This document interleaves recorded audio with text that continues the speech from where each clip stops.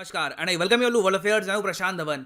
Now recently Bharat के जो विदेश मंत्री हैं डॉक्टर एस जयशंकर, इन्होंने पार्लियामेंट में खड़े होकर ये कहा है कि पाकिस्तान भारत से बहुत ही बड़े स्केल पर मेडिसिन तो परचेज कर रहा है मगर इसकी पेमेंट नहीं कर रहा है। यहाँ पर आप देख पाओगे, इस पर आपको आर्टिकल दिखेगा कि पाकिस्तान की जो फार्मा कंपनीज हैं जो इंडिया से मेडिसिन ड्रग्स परचेज करती हैं, ये लोग $430,000 की जो पेमेंट है ये रोक कर बैठ गए हैं टू दी इंडियन एक्सपोर्टर्स। और इंटरेस्टिंग बात देखिए, सबसे फैसिनेटिंग बात यहां पर जयशंकर साहब ने ये बताई कि as per the available records Pakistan ने अप्रैल 2021 से दिसंबर 2021 तक टोटल $203 मिलियन की दवाइयां परचेज करी है फ्रॉम इंडिया। अब और इंटरेस्टिंग बात मैं आपको ये बताता हूं कि ऐसा नहीं है कि डॉक्टर एस जयशंकर ने ऐसे ही ये जो स्टेटमेंट है पार्लियामेंट में खड़े होकर दे दी। इसके पीछे एक रीजन भी है। रीजन यहाँ पर यह है कि सुब्रमण्यम स्वामी जी जो राज्यसभा में मेंबर ऑफ पार्लियामेंट है, इन्होंने ओपनली एक क्वेश्चन रखा सरकार के सामने कि भारत सरकार हमको ये बताए कि हम लोग कितनी दवाइयां एक्सपोर्ट करते हैं पाकिस्तान को और क्या पाकिस्तान सारी पेमेंट्स हमको दे रहा है। क्योंकि स्वामी जी ने यहाँ पर यह कहा कि बहुत सारे इंडियन सप्लायर्स हैं वो कंप्लेन कर रहे हैं भारत सरकार को और वेरियस मेंबर ऑफ पार्लियामेंट्स को कि देखिए हम लोग तो पाकिस्तान को दवाई देते हैं, इसमें एक ह्यूमैनिटेरियन इशू भी आता है, मगर जब वो लोग इसकी पेमेंट ही नहीं करेंगे तब आप बताइए हमारे सामने क्या ऑप्शन आ जाती है। तो ये क्वेश्चन सबसे पहले रेज किया था सुब्रमण्यम स्वामी जी ने। उसके रिप्लाई में डॉक्टर एस जयशंकर साहब ने बताया है कि देखिए ये स्थिति है अभी के लिए। नाउ डिस्कस करते हैं कि इंडिया पाकिस्तान दोनों के लिए ये इशू कितना इंपॉर्टेंट है। मगर आगे बढ़ने से पहले आपसे एक क्वेश्चन पूछूंगा। क्वेश्चन यहां पर यह है कि इतिहास में पहली बार इंडिया के एक्सपोर्ट्स ने कौन सा माइलस्टोन क्रॉस किया है। रिसेंटली इस पर बहुत आर्टिकल पब्लिश हुए हैं, मैंने वीडियो भी बनाई थी। ये है यहाँ पे आपकी ऑप्शन 500 बिलियन, 400 बिलियन, $250 बिलियन या फिर $300 बिलियन। कमेंट सेक्शन में करिए उत्तर। सही आंसर मैं आपको दूंगा वीडियो के अंत में। नाउ जैसे कि आप सबको पता है कि इंडिया और पाकिस्तान के बीच में जो ट्रेड है ये ब्लॉक कर रखा है, बिल्कुल सस्पेंड कर रखा है पाकिस्तान के प्राइम मिनिस्टर इमरान खान ने। इंडिया अपनी तरफ से चाहता है कि इंडिया पाकिस्तान का ट्रेड हो, हमें कोई इशू यहाँ पर है नहीं। मगर इमरान खान का यहाँ पर यह स्टांस है कि आर्टिकल 370 जो रिमूव कर दिया इंडिया ने, जब तक इंडिया ये आर्टिकल रिस्टोर नहीं कर देता पाकिस्तान इंडिया के साथ ट्रेड नहीं करेगा। अब ये जो डिमांड है काफी हद तक स्टूपिड भी है, क्योंकि आप देखोगे 2019 से लेकर 2022 अब आ चुका है। कश्मीर में धीरे धीरे जो सिचुएशन है इंप्रूव हुई है। अब तो बिलियंस ऑफ डॉलर्स की इन्वेस्टमेंट हो रही है कश्मीर में। हमने रिसेंटली देखा है कि गल्फ कंट्री से एक ह्यूज डेलीगेशन आया है। बहुत ही जल्दी बताया जा रहा है कि कश्मीर में एटलीस्ट 10 से लेकर $15 बिलियन की इन्वेस्टमेंट अनाउंस हो सकती है। इससे पहले भी मैंने आपको बताया था कि यूएई की एक बहुत ही मेजर कंपनी है, ये अब जम्मू कश्मीर में एक मॉल भी बनाएगी। तो जब इतनी प्रोग्रेस हो रही है, इन्वेस्टमेंट्स आ रही है जम्मू कश्मीर में, जम्मू कश्मीर फाइनली प्रोग्रेस कर रहा है, हम आर्टिकल 370 क्यों वापस लेके आएंगे। मगर इमरान खान अपनी जिद पे काफी हद तक अड़े हैं, इनको आर्टिकल 370 वापस चाहिए। नाउ अगर हम जाएं 2019 में, जब इनिशियली इमरान खान ने इंडिया के साथ ट्रेड सस्पेंड कर दिया था, उस वक्त एक बहुत ही अजीब सी बात हुई। अचानक से पाकिस्तान में क्योस मच गया कि अगर इंडिया के साथ हम ट्रेड बैन करते हैं तो हमारी दवाइयां कहां से आएगी। क्योंकि पाकिस्तान में जो ड्रग मैन्युफैक्चरर्स हैं उन्होंने इमरान खान के सामने ओपनली बोल दिया कि आप देश को बहुत ही बड़े मेडिसिन क्राइसिस की तरफ धकेल देंगे। क्योंकि अगर इंडिया से जो रॉ मटेरियल है दवाइयां बनाने का, जी हाँ, हम ना सिर्फ दवाइयां, हम काफ़ी बार रॉ मटेरियल भी एक्सपोर्ट करते हैं दवाइयों का टू पाकिस्तान। एपीआई आप कह लीजिए, उस एपीआई से पाकिस्तान फिर दवाइयां बनाता है। तो पाकिस्तान के ड्रग मैन्युफैक्चरर्स ने ओपनली कह दिया कि 30 से लेकर 35% दवाइयां हम नहीं बना पाएंगे। एक ह्यूज शॉर्टेज हो जाएगी पाकिस्तान में दवाइयों की अगर इंडिया का रॉ मटेरियल नहीं आया। और ये मैं नहीं कह रहा, ये पाकिस्तान का न्यूज़ पोर्टल मैं आपको दिखा रहा हूं, द न्यूज़ इंटरनेशनल। तो जब 2019 में इमरान खान पे काफ़ी प्रेशर आया, इनकी जनता ने कह दिया कि आप हमको क्यों दंडित कर रहे हैं आर्टिकल 370 के इशू को लेकर, तब इमरान खान ने किया एक यू टर्न के अंडर इन्होंने कहा कि चलिए ठीक है, हम लोग सिर्फ इंडिया से जो दवाइयाँ आ रही है ना,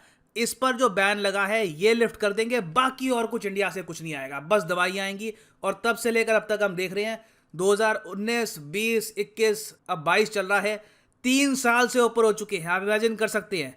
और ये अजीब सा ट्रेड बैन चल रहा है। मैं इतिहास में पहली बार ऐसा ट्रेड बैन देखा होगा जहां पे सब कुछ हम बैन कर देते हैं मगर दवाइयां परचेस करते रहेंगे। और यहाँ पे मुझे पता है जेन्युइनली आपका क्वेश्चन ये आएगा, बट सर एपीआई बनाने में, रॉ मटेरियल बनाने में बहुत सारी दवाइयों के चाइना कहा जाता है कि बहुत आगे है। हम खुद चाइना पे डिपेंडेंट हो गए थे कोविड वैक्सीन के लिए, जब हमको एपीआई चाहिए था। तो पाकिस्तान की अगर इतनी अच्छी दोस्ती है चाइना के साथ, तो अब तक इंडिया को इन्होंने रिप्लेस क्यों नहीं कर लिया? देखिए, रॉ मटेरियल वैक्सीन के सर्टन टाइप का चाइना बनाता है, मगर और जगह आप अगर देखो, और वेरियस टाइप के ड्रग्स होते हैं, मेडिसिन होती है, उसका रॉ मटेरियल बहुत ही बड़े स्केल पर इंडिया बनाता है, बहुत ही ज़्यादा सुपीरियर क्वालिटी का। इंडिया को ऐसे ही नहीं, दुनिया में टाइटल मिला है वर्ल्ड फार्मेसी का। आप सबको पता है कि चाइना कितना अग्रेसिव है एक्सपोर्ट्स को लेकर, मगर तब भी फार्मास्यूटिकल इंडस्ट्री में, दवाइयों की इंडस्ट्री में ये लोग इंडिया को बीट नहीं कर पाए। तो पाकिस्तान ने कोशिश खूब करी कि चाइना रिप्लेस कर दे इंडिया को इनकी मार्केट में, फार्मास्यूटिकल मार्केट में, मगर आज 2022 में भी ऐसा नहीं हो पाया। जैसे आपने देखा कि 2021 के पूरे साल में भी नहीं, अप्रैल से लेकर दिसंबर में ही पाकिस्तान ने $200 मिलियन की इंडियन मेडिसिन परचेज करी है। और लगता नहीं है कि आने वाले समय में भी पाकिस्तान इंडिया पर जो डिपेंडेंस है इसको हटा पाएगा। हर साल इनकी सरकार इशू कर देती है एक एसआर होता है स्टैट्यूटरी रेगुलेटरी ऑर्डर। ये इशू करते हैं, कहते हैं ठीक है इंडिया से मेडिसिन ले लो। इनके लोग आते हैं यहाँ पर, ऑर्डर देते हैं, और हम लोग भी, अब इंडिया की भी ग्रेटनेस आप अगर देखो, पाकिस्तान ने हमारे देश को तोड़ने की बातें करी हैं काफी बार। जो खालिस्तान मूवमेंट है उसको सपोर्ट किया है, कश्मीर में सेपरेटिस्ट है उनको सपोर्ट किया है, हम पे एयर ब्लॉकेड भी लगा दिया। हमारे कई स्टूडेंट्स थे जिनको पढ़ने के लिए जाना था, मान लो सेंट्रल एशियन कंट्रीज में, यूरोप में पढ़ने के लिए जाना था, हमारे कई स्टूडेंट्स को ज़्यादा पैसे पे करने पड़े क्योंकि वो सीधा पाकिस्तान का एयर स्पेस यूज़ नहीं कर पा रहे थे। फ्लाइट को नीचे इस तरीके से होकर यूरोप जाना पड़ा। इस सब की वजह से जो आम इंसान है इंडिया में, उसको काफ़ी बार 20-30 हज़ार रुपये एक्स्ट्रा पे करने पड़े अपनी एयर टिकट के लिए। ये सब देखते हुए भी, इस सब के बावजूद, इंडिया की मैं ग्रेटनेस कहूंगा, हमने ये नहीं कहा पाकिस्तान को, बड़ा आसान था हमारे लिए। हमने कहा कि ठीक है, जब टोटल ट्रेड बैन होगा तो ऐसे ही होगा, दवाइयों पर भी हम लगाते हैं बैन। उस केस में क्या होता कि पाकिस्तान के जो इंपोर्टर्स हैं ये जाते यूनाइटेड अरब एमिरेट्स में, फिर यूएई से ऑर्डर देते इंडिया में, क्या दवाइयां दो, इंडिया की दवाइयां पहुंचती यूएई में, फिर घूम फिर के पहुंचती पाकिस्तान में। इससे इवेंचुअली पाकिस्तान के आम नागरिक को नुकसान होता। दवाइयों के दाम आराम से 50 से लेकर 60% बढ़ सकते थे, और उस सब के अलावा कई रॉ मटेरियल जो इनको चाहिए थे उसमें कई महीने की देरी आ सकती थी। ओवरऑल पाकिस्तान में दवाइयों की शॉर्टेज पड़ सकती थी, मगर आउट ऑफ आप कह लीजिए शेयर ह्यूमैनिटी, हमने कभी भी पाकिस्तान के अगेंस्ट वो कार्ड प्ले नहीं किया। मगर अब जो ये नया इशू सामने आ रहा है कि पाकिस्तान की जो फार्मा कंपनीज हैं ये पेमेंट ही नहीं कर रही इंडियन कंपनीज को, ये प्रॉब्लम अगर ऐसे ही बनी रहती है तो कोई बड़ी बात नहीं है। इंडियन गवर्नमेंट का स्टांस चाहे कुछ भी हो, हमारी कंपनीज खुद ही पर्सनल लेवल पर बॉयकॉट कर दे पाकिस्तान की फार्मा इंडस्ट्री को, ये कहकर कि पेमेंट ही नहीं करते ये लोग। आई मीन कितनी अजीब बात है कि आपने कुछ हमसे परचेज किया, उसकी आप पेमेंट ही नहीं कर रहे, वो भी दवाइयाँ जो इतनी ज़्यादा एक इंपॉर्टेंट आइटम है। अब ऑब्वियसली देखिए पाकिस्तान में आज के समय डॉलर्स की कमी है, एक इकोनॉमिक क्राइसिस चल रहा है, तो कहीं ना कहीं इनके यहाँ प्रॉब्लम आएगी। मगर कब तक इंडियन सप्लायर्स यहाँ पर अकोमोडेट करेंगे, बर्दाश्त करेंगे पाकिस्तान की इस प्रॉब्लम को? क्योंकि इनिशियली जो ये पेमेंट्स का इशू है ये चल रहा है 2021-22 से, आज 2022 हो गया है, तो बहुत सी पेमेंट्स अब बढ़ चुकी हैं। और याद रखिएगा इंडियन फार्मास्यूटिकल इंडस्ट्री में एक ह्यूज बूम आ रखा है। हमने पिछले फाइनेंशियल ईयर में $24.44 बिलियन के एक्सपोर्ट किए थे। इंडिया को कमी नहीं है एक्सपोर्ट मार्केट की। इंडियन एक्सपोर्टर्स आराम से, कोई बाहर की कंपनी, कोई अफ्रीका का देश, कोई और रीजन में और की देश है, बांग्लादेश, वहां पे हम एक्सपोर्ट करना स्टार्ट कर देंगे। तो कहीं ना कहीं देखिए पाकिस्तान की गवर्नमेंट को इस इशू पर देखने की आवश्यकता है, नहीं तो इनके कंट्री में ही एक बहुत ही बड़ा मेडिसिन का क्राइसिस आ जाएगा। और इसका रीजन यही होगा कि ये लोग पेमेंट नहीं कर रहे दवाइयों की। नाउ वापस आते हैं अपने एमसीयू की तरफ कि for the first time in history India के जो एक्सपोर्ट्स हैं, गुड्स के, सर्विसेज की बात नहीं कर रहा, गुड्स के जो एक्सपोर्ट्स हैं, इन्होंने कौन सा माइलस्टोन क्रॉस किया है? तो सही उत्तर इसका है option B is the right answer, $400 billion का for the first time in history. याद रखिएगा ये एक ऐतिहासिक मोमेंट है। इससे रिलेटेड क्वेश्चन आ सकते हैं वेरियस एग्जाम्स में। और हाँ, कल सुबह 10 बजे अनअकैडमी का फ्री ऑफ कॉस्ट टेस्ट है, free of cost all India test.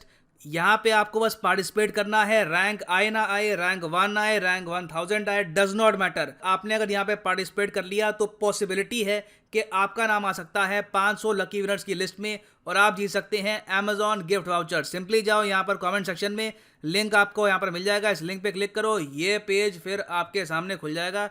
यहाँ पे आपको दिखेंगे धोनी, यहाँ पे अपना नंबर डाल दो और एनरोल कर लो। कोड यहाँ पे अगर आपसे मांगते हैं, कोड डाल दीजिएगा PD10 और अपने आप यहाँ पे आप एनरोल हो जाओगे। सुबह 10 बजे टेस्ट से पहले आपको नोटिफिकेशन आ जाएगी कि तैयार हो जाइए, टेस्ट स्टार्ट होने वाला है, टेस्ट अटेम्प्ट करिए। हाँ, लाइव टेस्ट अटेम्प्ट करोगे तभी अमेजॉन वाउचर आपको मिल सकता है। आपका यहाँ पे अगर नाम आ गया लकी ड्रॉ में, सीधा आपको ईमेल आएगा अनअकैडमी की तरफ से and you can get the Amazon gift voucher. तो एनरोल करिए इन अनअकैडमीज टेस्ट। कल सुबह 10 बजे टेस्ट है, make sure to attempt it.